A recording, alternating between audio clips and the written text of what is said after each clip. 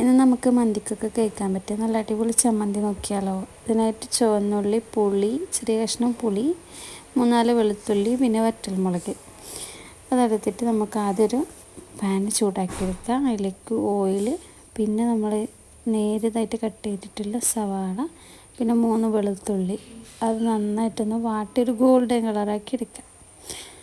Golden കളറായതിനു ശേഷം അത് നമുക്ക് കോരി മാറ്റി വെക്കാം. അങ്ങനെ അടുത്തതായിട്ട് പാനിലേക്ക് ചെറിയ കഷ്ണം പുളി എടുത്തിട്ടുണ്ട്. അത് ജസ്റ്റ് ഒന്ന് ചൂടാക്കി മൂപ്പിച്ചെടുക്കാം. അത് മാറ്റിയതിന് ശേഷം 4-5 വറ്റൽമുളക് എടുത്തിന്. കാശ്മീരി ചില്ലിയാണെങ്കിൽ കുറച്ചധികം എടുക്കുക, അല്ലെങ്കിൽ എരിവുള്ളതാണെങ്കിൽ ഒരു 3 എണ്ണമൊക്കെ മതി. അതും ഒന്ന് ഫ്രൈ ചെയ്തതിന് ശേഷം കോരി മാറ്റി വെക്കുക. പിന്നെ നമുക്ക് ഇത് 3ഉം ആക്കിയതിന് ശേഷം മിക്സിൻ്റെ ജാറിലേക്ക് ഇത് 3ഉം ഇട്ട് ആവശ്യത്തിന് ഉപ്പും ഇട്ട് ആ സ്പൂണിൽ തന്നെ ഒരു സ്പൂണ് പഞ്ചസാര ഇടുന്നുണ്ട്. ഞാൻ എല്ലാം ബാലൻസ് ചെയ്ത് കിട്ടാനാണ്.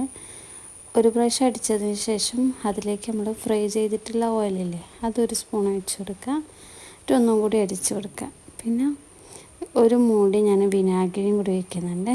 അപ്പോൾ നമ്മൾ അടിപൊളി ടേസ്റ്റ് ആയിട്ടുള്ള ചമ്മന്തി റെഡിയാണ്. ഇത് മന്തിക്ക് അടിപൊളി ടേസ്റ്റാണ്. എന്തായാലും ട്രൈ ചെയ്ത് നോക്കുക.